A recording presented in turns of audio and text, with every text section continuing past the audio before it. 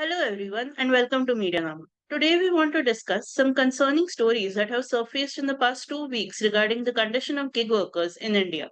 An Ola driver in Mumbai's Ghatkopar region survived a brutal assault by an Audi driver after a minor hit on 18th of August. A video has gone viral on social media wherein a big basket delivery person in Gajuaka of Andhra Pradesh was assaulted and harassed by a person who was described as a sub-inspector. And around late August, a Zomato delivery boy, was spotted wading through the rain flooded roads of Gujarat. While the Zomato delivery person was praised on social media, no one seemed to have realized the dangerous work conditions of these workers. What was even more surprising was that a Zomato customer care account on X responded to the video by calling the delivery person a quote unquote superhero and promising to give the delivery partner the recognition they deserve.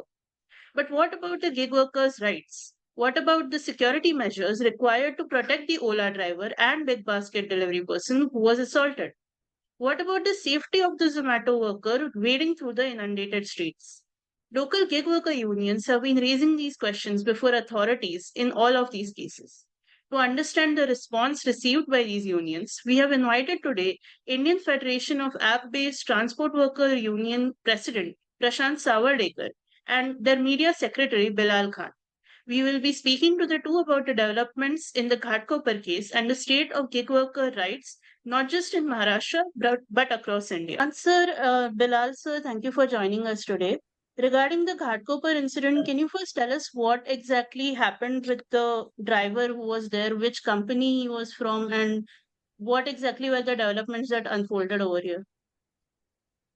The Ghatkopar incidents, as many people have witnessed on the social media, when the video circulated, became viral.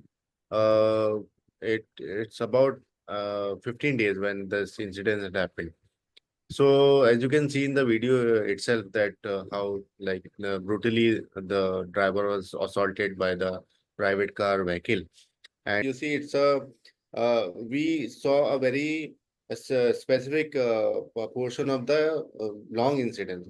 So what had happened actually is that uh, the Ola driver, was overtaken by the Audi driver few kilometers before he arrived in his building compound.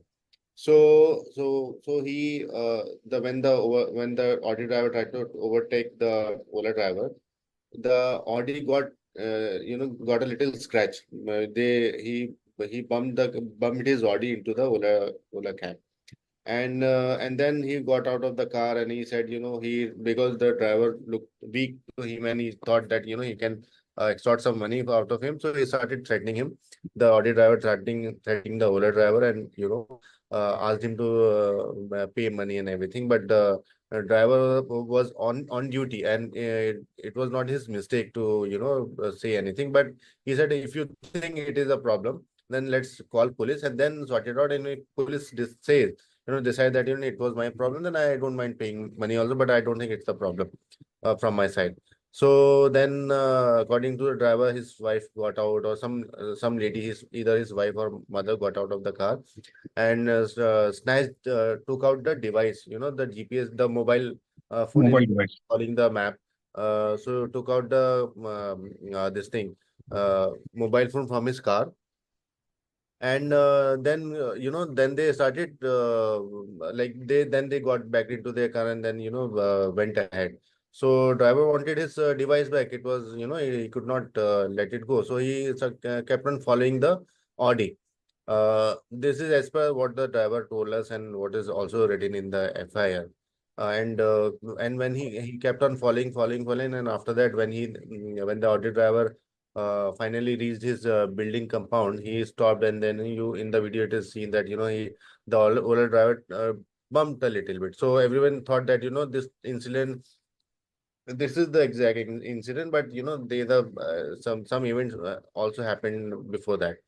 So and then after that, everyone knows what happened. He got out of the car and threw him on the floor, and then he became unconscious for a bit and everything. So when the first crash happened, like when the Audi driver tried to take him and started harassing him.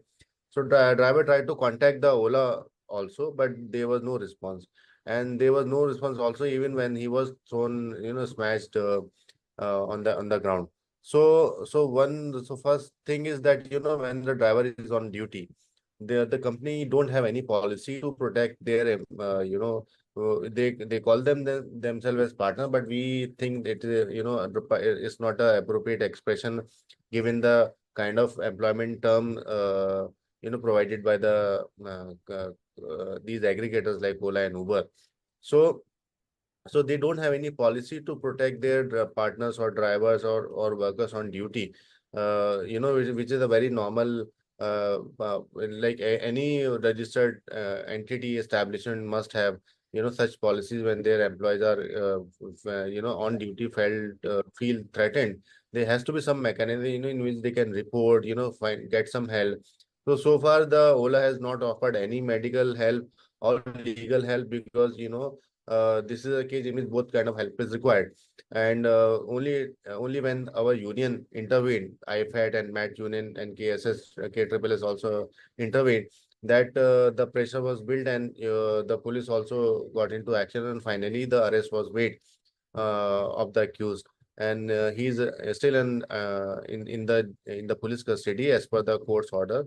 The court had directed the accused to remain in police custody for 8 days, and after that, they can proceed for the normal process of bail and everything.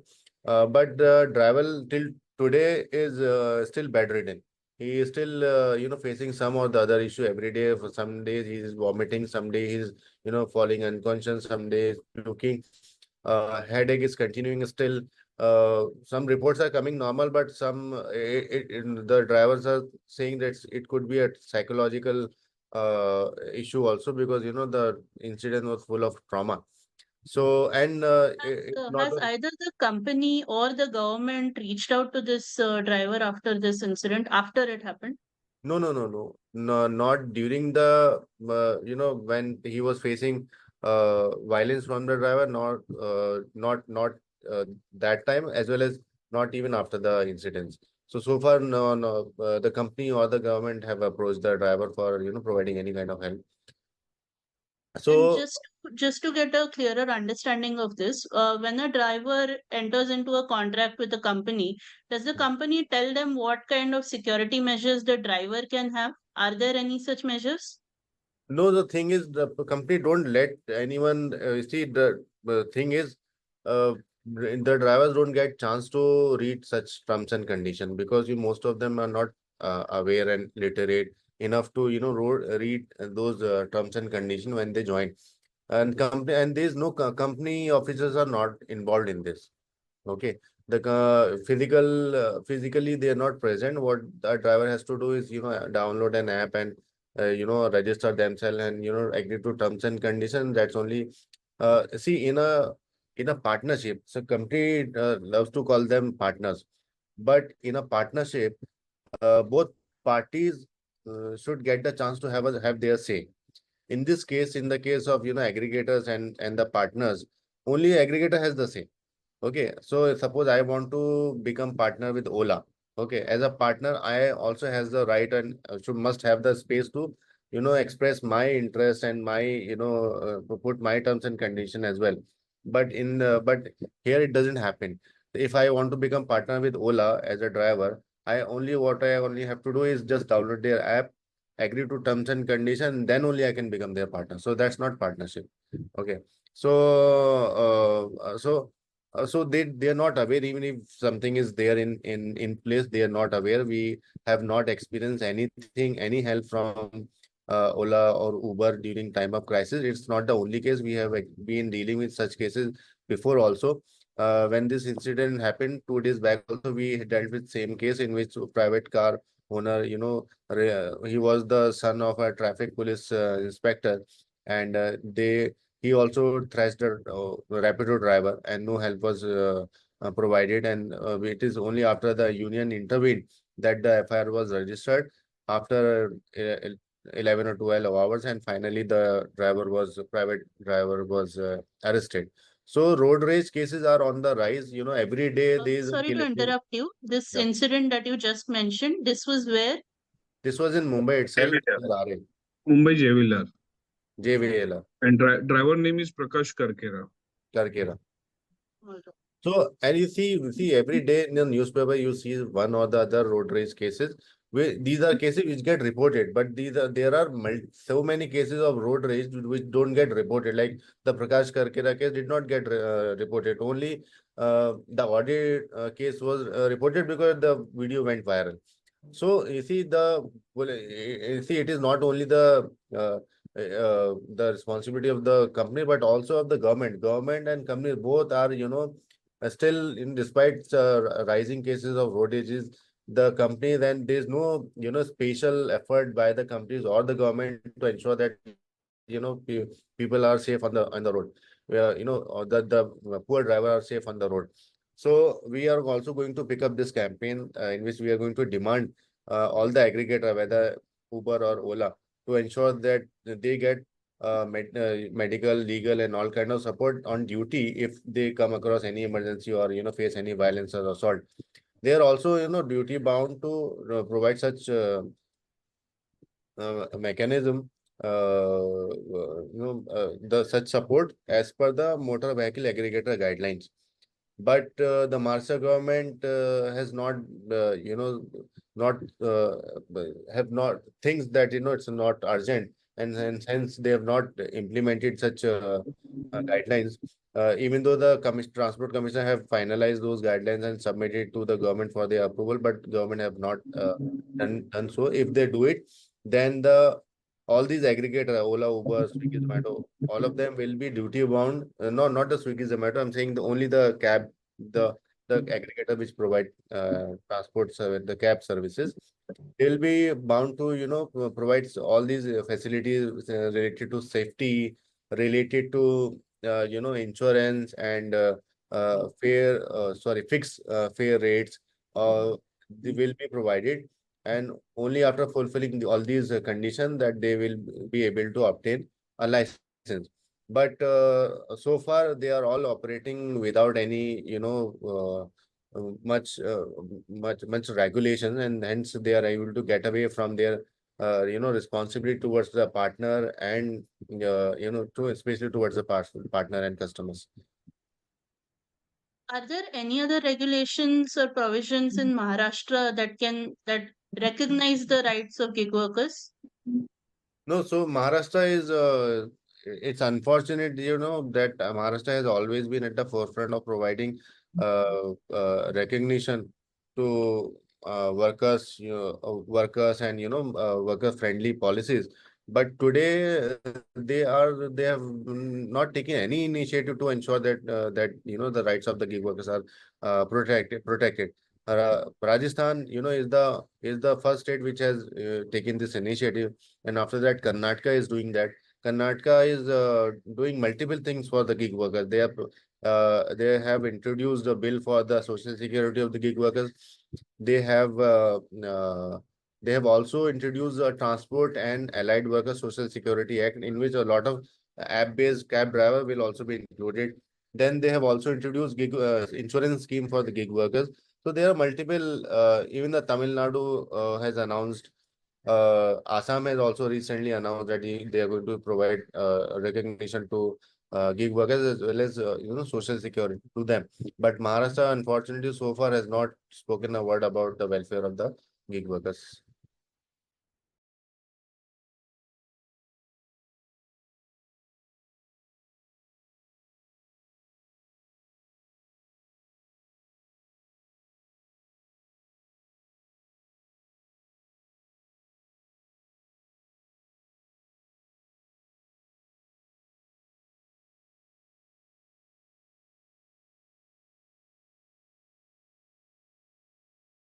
The Maharashtra government had recently put out a policy where they had put a cap on the surge pricing system. Now, Hmm. what I'm asking is whenever such pricing related policies are made by the government on these aggregator companies, how does it impact the income of the driver? Is there Hmm. any impact? No, it is certainly, see, surge pricing, putting a cap on surge pricing is one thing. You see, our main demand is that today their income is fixed. Today, they're not able to earn enough. Uber driver are getting is less than because what an auto rickshaw driver and taxi, the fares are not fixed. So, and under the motor vehicle our demand is that aggregator will be bring us bound like on par with that. But because the government has not set some any guidelines or set any rules, they are taking advantage, and because of which the income of the drivers are severely getting impacted and affected. They are most of the drivers have taken out majority of almost all of them have taken their cars on loan, or or they have taken car on rent, meaning they work as a driver with some vendor. To them, they have to give some fixed amount. Now there was a time when the aggregator would provide them with you know very lucrative fare rates. But today it has gone down because there is no dearth of driver. Everybody, looking are jobless, so they think that riding a taxi they'll be able to make some money. So there are a lot of taxis on the road today. So because of it, there's a lot of competition. The labor is in surplus, so companies taking advantage of them, and they have they brought the fare rates down. So it is certainly killing their incomes. Coming to Pan India and how the situation is right now, the central government had put out a policy, a code on social security for gig workers around 2020.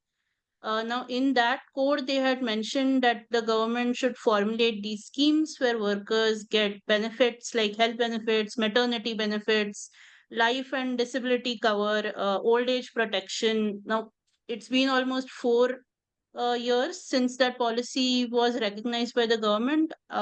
What's the situation now? Have these policies been made? No, I think recently there was an announcement that they are going to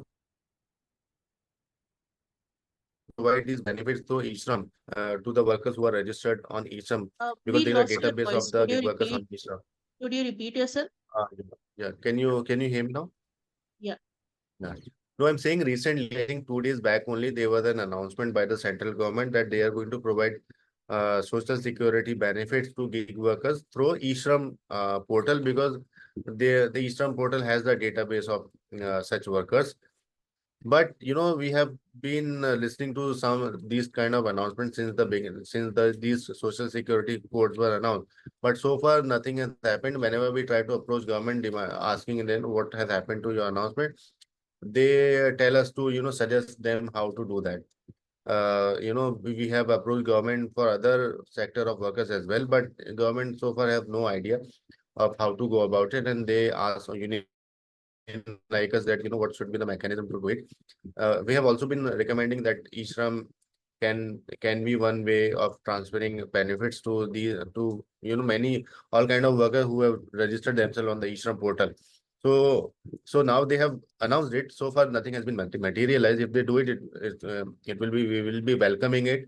But because the nature of this government is to not do much dialogue with the stakeholders, especially on the people on the worker side, we would urge the government to involve the unions and the the other representative of the workers, so that we can discuss what kind of benefits are needed, what kind of benefit will help the worker and what will not help, what are imminent and what are not. So we would appreciate if all these policies are implemented in a democratic manner.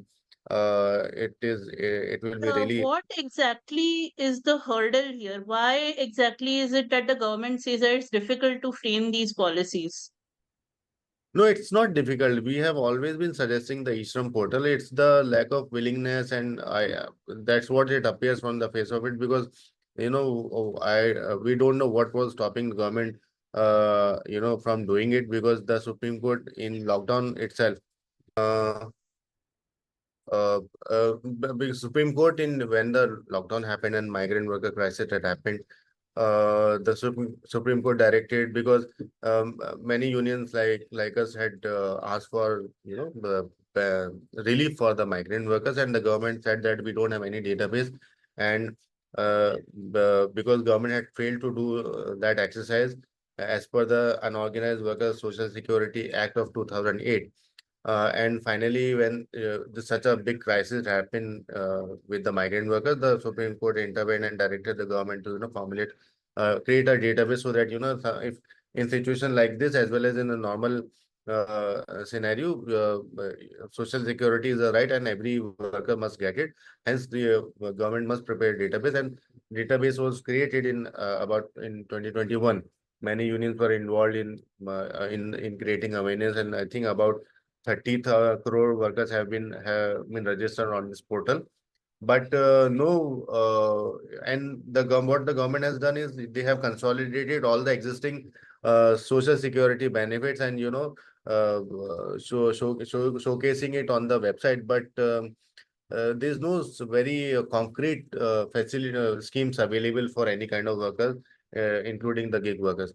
So if they do it urgently, it will be really appreciated. Will be really appreciating it.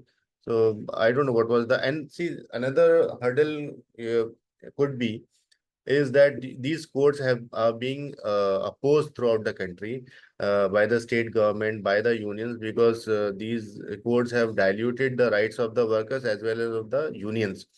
So it is favoring the corporates and the big industries, and in many cases not even the big industries, because the amount of fines have also been included, which will eventually cause a lot of corruption.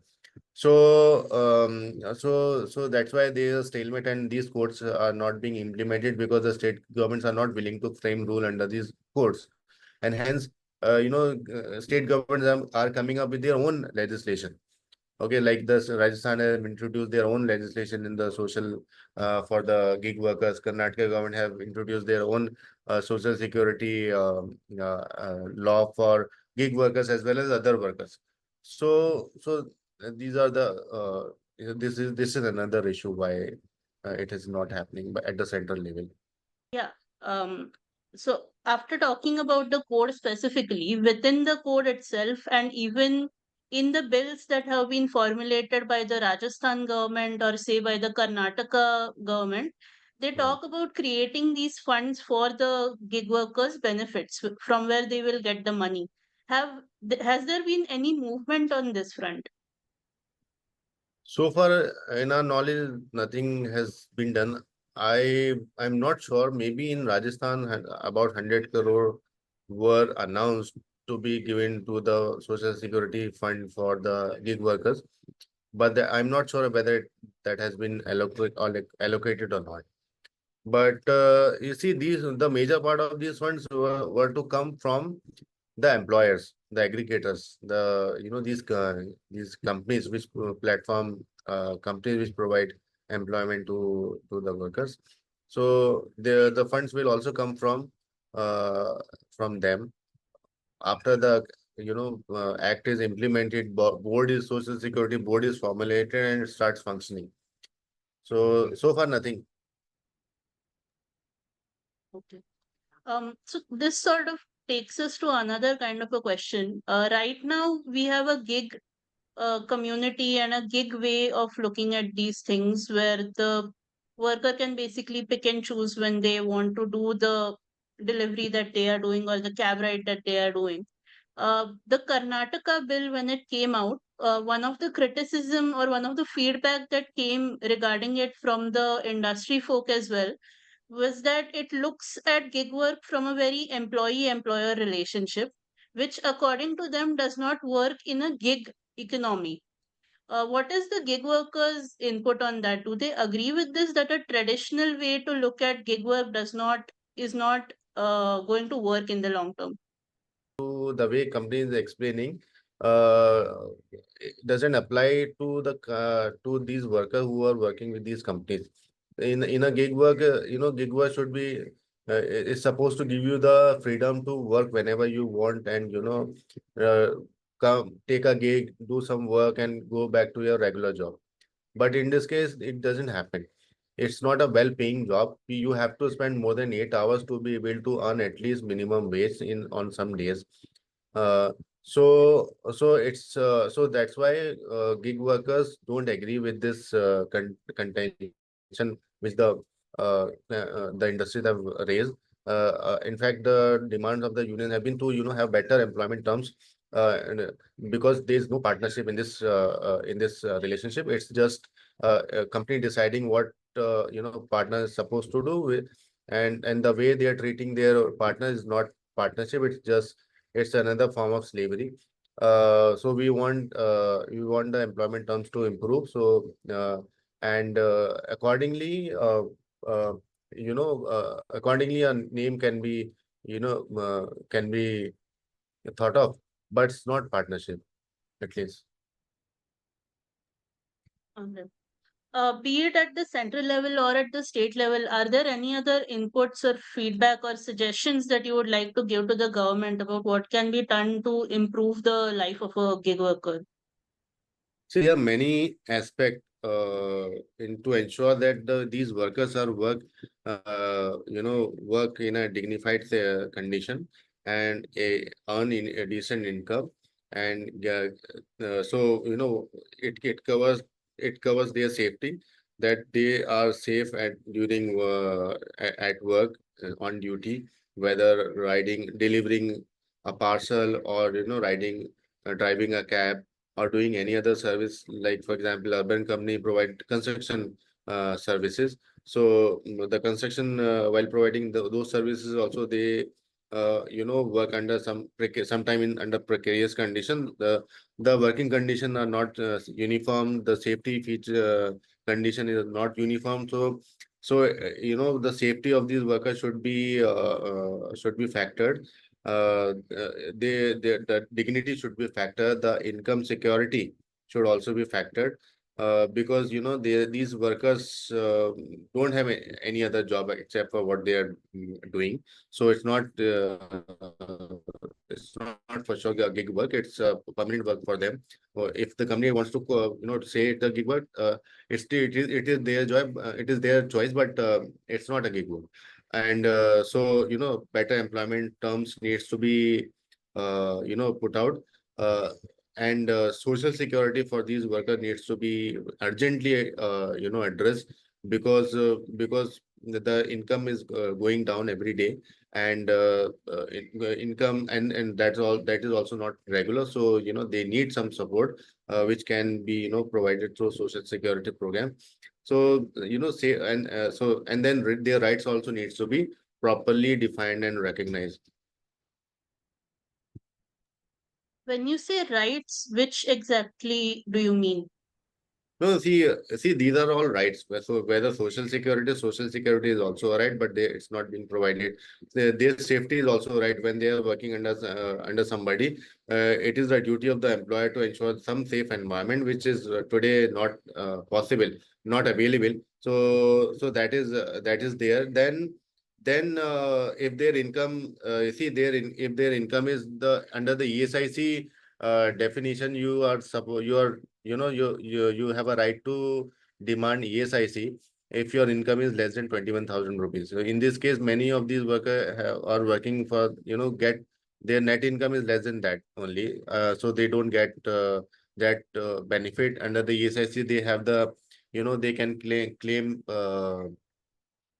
health benefit, and also wages for the days they have not worked, because they as a result of their sickness. So Okay. Thank you, Bilal sir, for speaking with us, and thank you to the audience for listening to us.